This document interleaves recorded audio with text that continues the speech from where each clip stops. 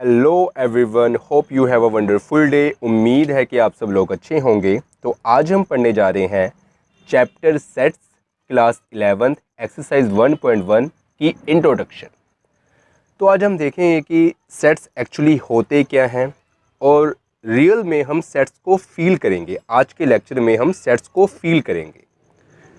थोड़ा लेक्चर लंबा हो सकता है, लेकिन मैं आपको फील करा के छोड़ूंगा और ऐसा कर दूंगा कि आप कभी सेट्स भूल नहीं सकते।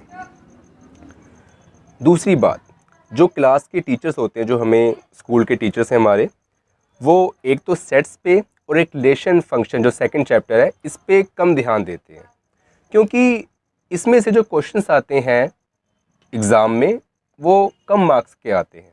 ठीक है, 1 या 2 नंबर के आते हैं, तो इस पे वो कम ध्यान देते हैं।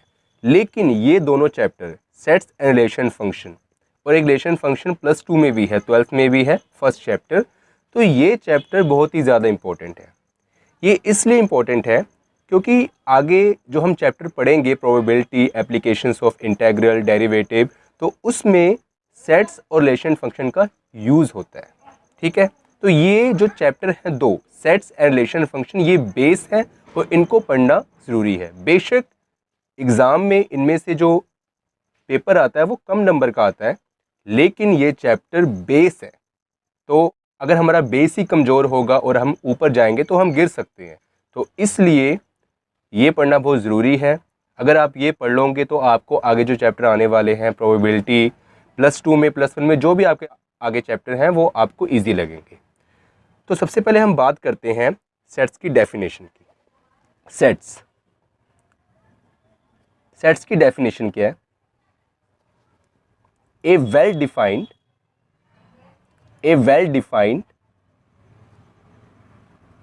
collection of objects।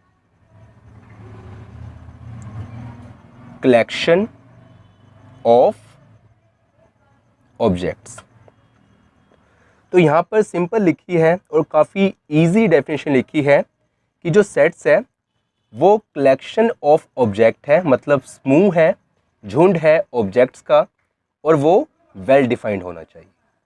ठीक है, तो यहाँ पर जो सबसे इम्पोर्टेंट है वो क्या है? Well defined. Collection of object हमें पता है कि काफ़ी ढेर सारी चीज़ों को अगर एक साथ रख देते हैं तो वो कलेक्शन हो जाता है, लेकिन वो वेल डिफाइंड होना चाहिए। अब वो कैसे होना चाहिए? हम लेते हैं इसकी एग्जांपल जो हमारी रोज़ाना की लाइफ में यूज़ होता है। वो है जैसे कि हम एक स्कूल में पढ़ रहे हैं और वहाँ पर होती है मॉर्निंग असेंबली। तो वहाँ पर पूरा स्कूल ग्राउंड में जाके एक साथ इकट्ठा हो जाता है। तो वहाँ पर जो स्टूडेंट्स होते हैं वो ऐसे नहीं, मतलब सब्जी मंडी लाए खड़ते हैं। वो कैसे खड़ते हैं? वहाँ खड़े होते हैं, वो खड़े होते हैं लाइन में। ठीक है, क्यू बनाते हैं वहाँ पर, और मान लेते हैं कि एक क्यू में 10 बच्चे खड़े होते हैं, तो वहाँ पर दूसरी क्यू में भी 10 बच्चे ही खड़े होंगे। या फिर जो फौज की परेड होती है, आर्मी की परेड होती है, वहाँ पर जो आर्मी मैन होते हैं वो खड़े होते हैं, वो भी एक वेल डिफाइंड क्यू में खड़े होते हैं।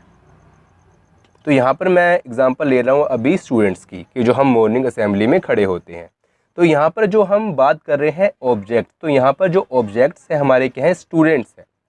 और ये कलेक्शन हो गया स्टूडेंट्स का। और ये क्या है? Well defined. वेल डिफाइंड क्या है कि अगर वो ऐसे खड़े हैं और एक लाइन में कम से कम 10 स्टूडेंट्स हैं, और जो दूसरी लाइन खड़ी होगी और फिर तीसरी लाइन, तो पहली लाइन और दूसरी लाइन के जो बीच में डिस्टेंस होगा वो भी इक्वल होगा, दूसरी लाइन और तीसरी लाइन के बीच में जो डिस्टेंस होगा वो भी इक्वल होगा। तो इसको फील करें। ठीक है, इसको फील करें कि सेट्स एक्चुअली है क्या। इसको आप आर्मी से भी मतलब देख सकते हैं। जो हमारे आर्मी मैन होते हैं वो भी खड़े होते हैं जब उनकी परेड वगैरह होती है, तो उसको भी हम कह सकते हैं कि वो क्या है? हमारे सेट्स है। ठीक है, तो सेट्स हमारे क्या है? कलेक्शंस ऑफ ऑब्जेक्ट, और ये क्या होना चाहिए? वेल डिफाइंड होना चाहिए। ठीक है स्टूडेंट्स, अब हम बात करेंगे इसकी एग्जांपल्स की, जो हमें हमारी बुक में, एनसीईआरटी बुक में गिवन है। एग्जांपल्स क्या है इसकी? ए क्रिकेट टीम। अब यहाँ पर एक क्रिकेट टीम है, मान लो कि जो हमारी इंडिया की टीम है, और उसमें जो एट ए टाइम जो प्लेयर्स ग्राउंड में प्ले करते हैं, खेलते हैं, वो होते हैं 11। एक भी कम या एक भी ज़्यादा एट ए टाइम ग्राउंड में नहीं खेल सकता। तो जो हमारी वो प्लेयर्स की जो कलेक्शन बन रहा है वो वेल डिफाइंड है। तो उसको हम क्या क्या कह सकते हैं, सेट्स कह सकते हैं। तो एक क्रिकेट टीम, इसमें हमारे 11 प्लेयर होते हैं, या फिर हम कह सकते हैं एक क्राउड ऑफ पीपल, एक क्राउड ऑफ पीपल। अब यहाँ पर इसको मैं रिलेट करूँगा ऐसे कि एक फैक्ट्री है और एक फैक्ट्री में 1000 वर्कर्स वर्क करते हैं, और मान लो कि कम तनख्वाह के चलते कि उनकी जो तनख्वाह कम है उन्होंने स्ट्राइक कर दी और वो रोड पे आ गए, तो उन्होंने क्राउड जनरेट कर लिया। तो ये जो क्राउड होगा ये ओनली वन पर्टिकुलर जो फैक्ट्री है, ये मान लो कि साइकिल की फैक्ट्री है, तो उस साइकिल की फैक्ट्री के जो वर्कर्स है उनका क्राउड होगा। इसमें कम से कम 1000 हमारे जो वर्कर्स हैं वो वहाँ पर उनका कलेक्शंस होगा, और वो वेल डिफाइंड है। और वो वेल डिफाइंड कैसे है, बेशक वो लाइन में सीधी तरह नहीं खड़े हैं, जैसे कि मैंने बताया था कि स्कूल के जो स्टूडेंट्स हैं वो खड़े हैं या फिर आर्मी मैन से, लेकिन ये ओनली एक पर्टिकुलर फैक्ट्री से बिलोंग कर रहे हैं। तो हम कह सकते हैं कि ये उस फैक्ट्री के वर्कर्स हैं, तो ये हमारा क्या हो गया, वेल डिफाइंड हो गया। तो एक क्राउड ऑफ पीपल। तो ये हमारी होगी जनरल लाइफ में जो हमारी एग्जाम्पल्स होती है सेट्स की, वो हो गई। अब हम बात करते हैं मैथ में क्या है एग्जाम्पल सेट्स की। तो अगर हम इन अ मैथमेटिक्स बात करें तो हमारा क्या होगा, कलेक्शंस ऑफ नेचुरल नंबर। अगर हम नेचुरल नंबर का कलेक्शन ले लें, आपको पता है नेचुरल नंबर क्या होते हैं, जो 1 से स्टार्ट होते हैं और इन्फिनिटी तक जाते हैं, नेचुरल नंबर्स। उसके बाद रियल नंबर्स, या फिर हम रियल नंबर्स का कलेक्शन ले लें और एक्सेट्रा। तो ये हमारे क्या कहलाते हैं, example of sets in a mathematics. या फिर हम कह सकते हैं कि आपकी मैं मैथमेटिक्स में से ही मैं एग्जाम्पल पिक करता हूँ। ऑड नेचुरल नंबर, यहाँ लिखा है odd natural number, odd natural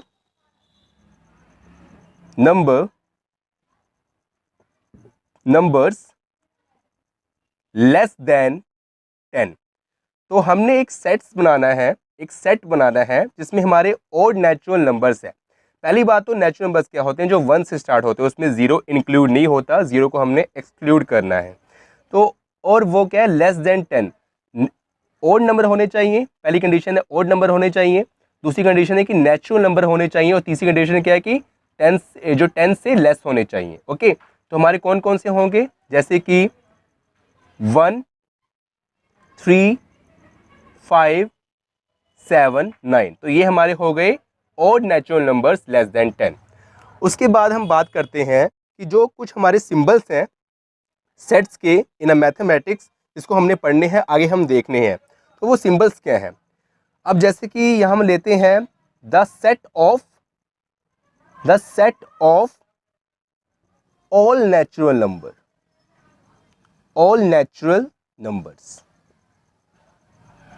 the set of all natural numbers.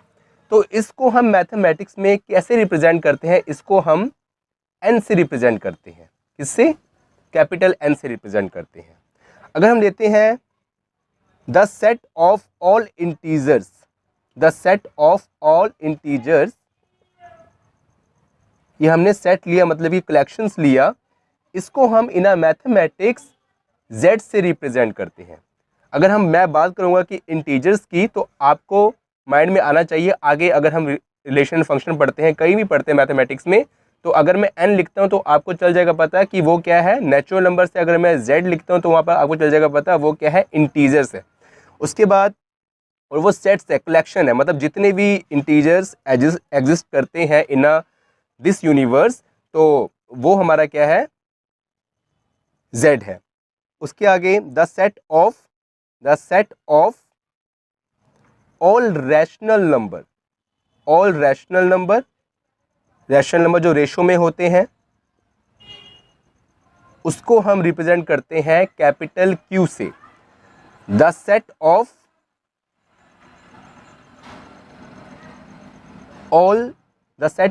All real numbers, उसको हम रिप्रेजेंट करते हैं कैपिटल R से।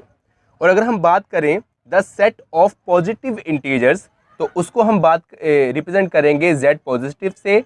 अगर हम बात करें the set of negative integers, क्योंकि जो इंटीजर्स होते हैं वो पॉजिटिव भी होते हैं नेगेटिव भी होते हैं, तो उसको हम रिप्रेजेंट करेंगे ओनली नेगेटिव से।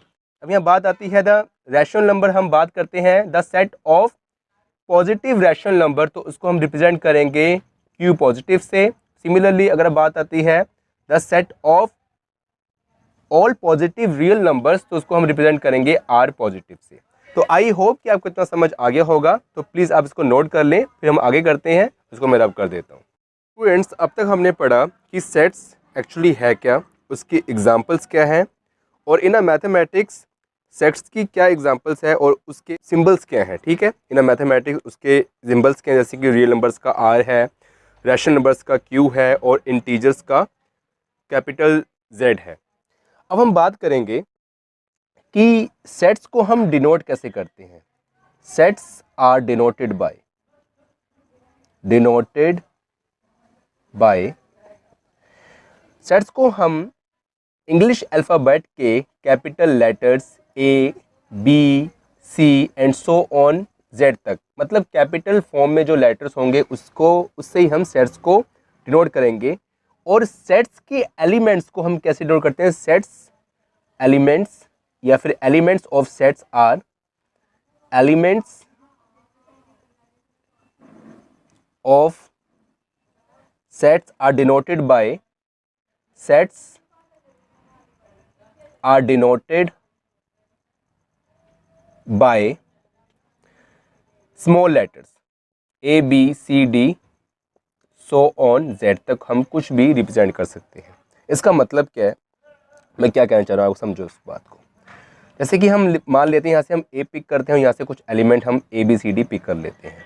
ठीक है, हमने कह दिया कि ये सेट है, सेट A, इसके जो एलिमेंट है यहाँ हम यूज़ करेंगे is equal to curly bracket A, B, C, T, इसको बंद कर दिया।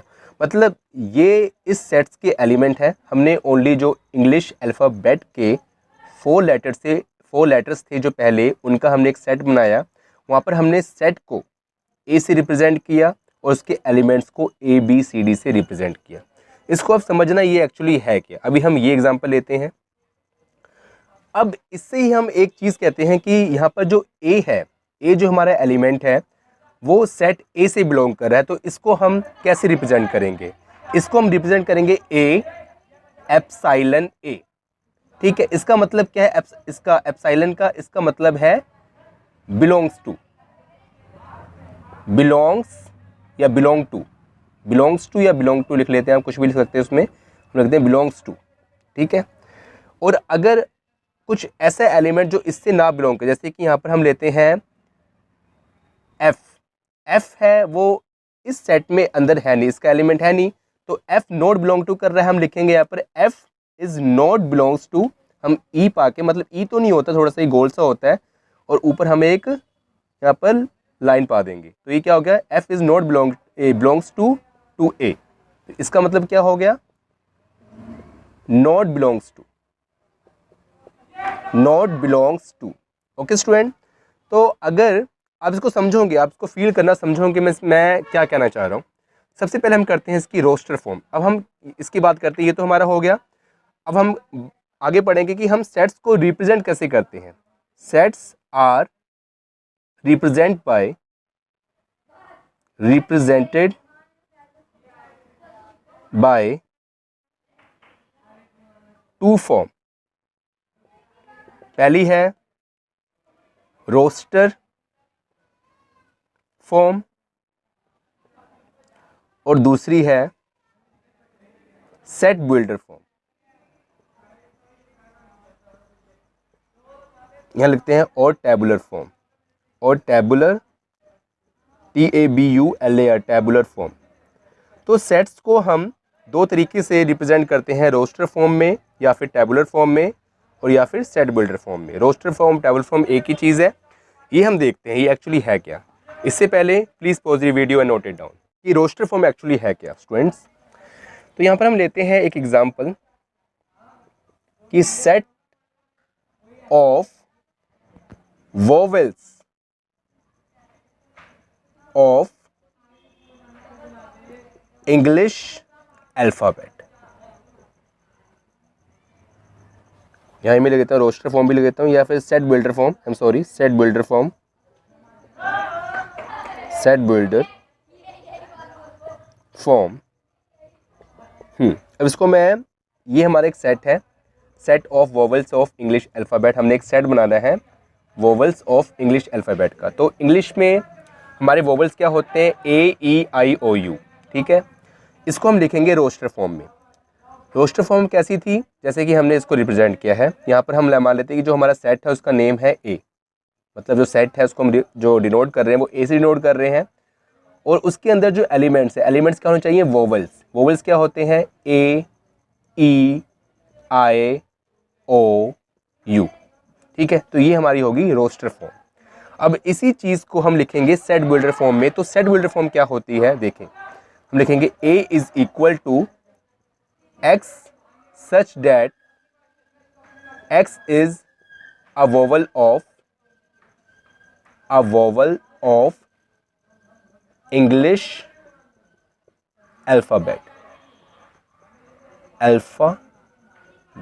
यहां देखें, यहां जो हमने रोस्टर फॉर्म में लिखा, हमने डायरेक्टली जो हमारे पास इंफॉर्मेशन सारी, मतलब जो जो एलिमेंट्स थे हमने उसको रिप्रेजेंट कर दिया। हमने करली ब्रैकेट पाए और ए ई आई ओ यू से हमने रिप्रेजेंट कर दिया इन अ रोस्टर फॉर्म। और सेट बिल्डर फॉर्म में हमने क्या किया, सेट बिल्डर फॉर्म में हमने ओनली एक एक्स एलिमेंट लिया। हमने एक्स को बता दिया कि जो एक्स है, एक्स क्या है, is a vowel of English alphabet. यहाँ पर जो ये है दो डॉट्स है, इसका मतलब क्या होता है, सच डैट। इसका मतलब क्या होता है, सच डैट। इसको बोलते क्या है, कोलोन, सच डैट। इसको बोलते क्या है, नाम क्या है इसका, कोलोन, ठीक है। तो यह है कि जो यहाँ पर हमने सारे एलिमेंट को सिर्फ एक ही एलिमेंट से रिप्रेजेंट कर दिया, एक्स से। और यहाँ पर हम बता दें कि उसकी इंफॉर्मेशन दे दी कि एक्स क्या है, x is a vowel of English alphabet.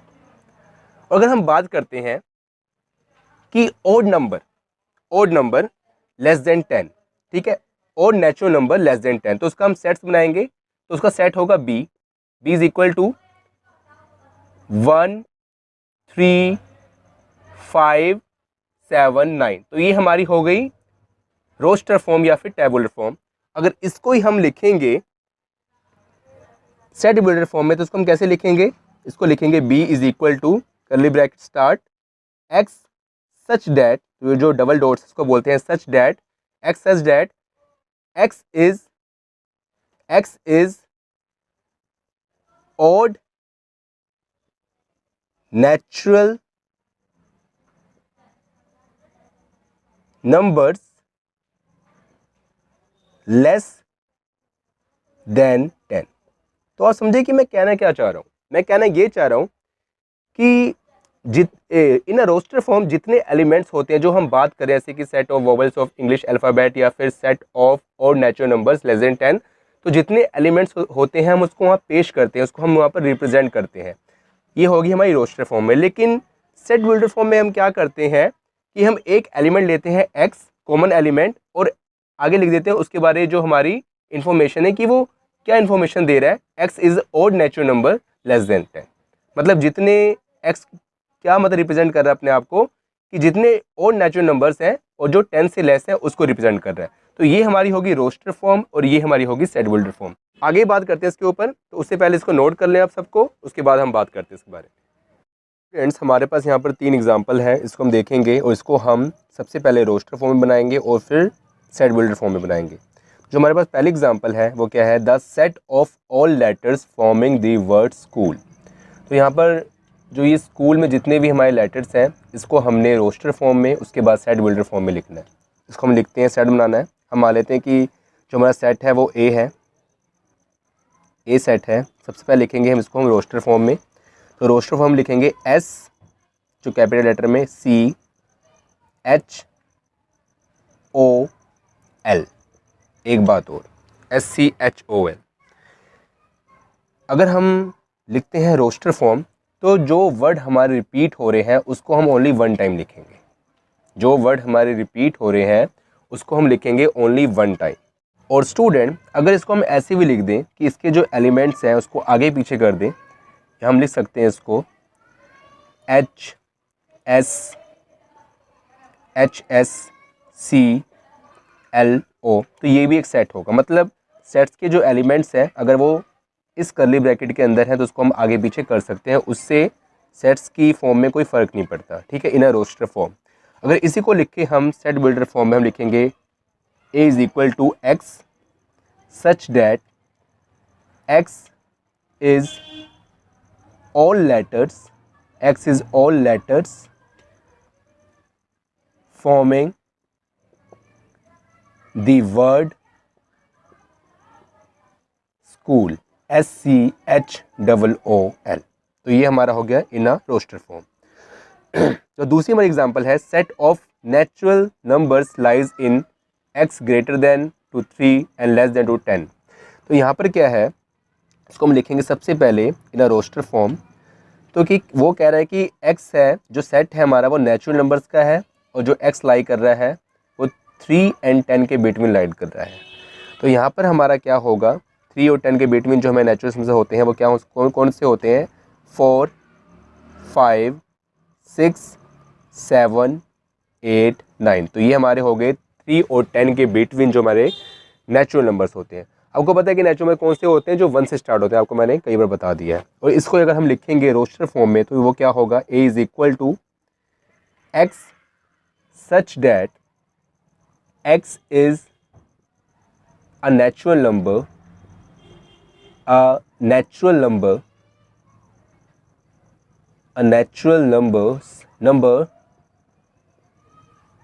x is नहीं लिखेंगे, x is natural numbers less than x is natural numbers lies in x greater than 3 to x less than 10। ये हो गया। उसके बाद जो हमारा थर्ड जो एग्जांपल है सेट ऑफ ऑड नंबर्स, तो इन अ रोस्टर फॉर्म लिखेंगे इसको, ऑड नंबर्स का सेट, जैसे कि 1, 3, 5, 7, 9 एंड सो ऑन, ठीक है, एंड सो ऑन। अगर हमने यहाँ सो ऑन बनाई, इसका मतलब क्या होता है कि ये चल रहा है, ठीक है, इनफाइनाइट तक। तो यहाँ पर हमने 3 डॉट्स लगाने हैं। कितने लगाने हैं, 3 डॉट्स। ये 3 डॉट्स क्या रिप्रेजेंट करते हैं कि ये आगे भी चल रहा है इनफाइनाइट तक। और अगर इसको हम लिखेंगे इन अ रोस्टर फॉर्म तो वो क्या होगा, x such that x is odd numbers, x is odd numbers। So student, ये हमारा हो गया सेट्स की इंट्रोडक्शन ऑफ एक्सरसाइज 1.1। इसमें हमने पढ़ा कि सेट की डेफिनेशन क्या है, सेट्स की एग्जांपल्स क्या है in a general life, in a routine life and sets example in mathematics.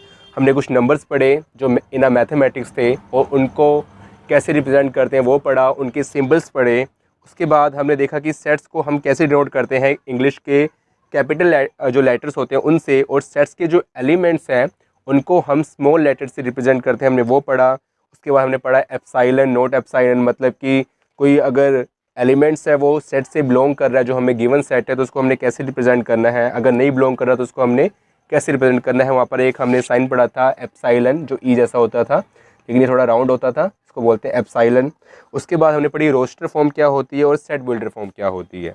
तो ये हमारी एक्सरसाइज 1.1 की इंट्रोडक्शन हो गई, और आई होप कि आपको ये जो लेक्चर है समझ आया होगा। अगर फिर भी आपको कुछ क्यूरी हो इस लेक्चर से रिलेटेड तो आप हमें कमेंट कर सकते हो या फिर इंस्टाग्राम पे मैसेज कर सकते हो डायरेक्टली। इंस्टाग्राम की आईडी का लिंक मैं आपको डिस्क्रिप्शन में दे दूंगा। फिर मिलते हैं नेक्स्ट वीडियो में एक न्यू टॉपिक के साथ। तब तक अपना ख्याल रखना, टेक केयर, गुड बाय, अल्लाह हाफिज़।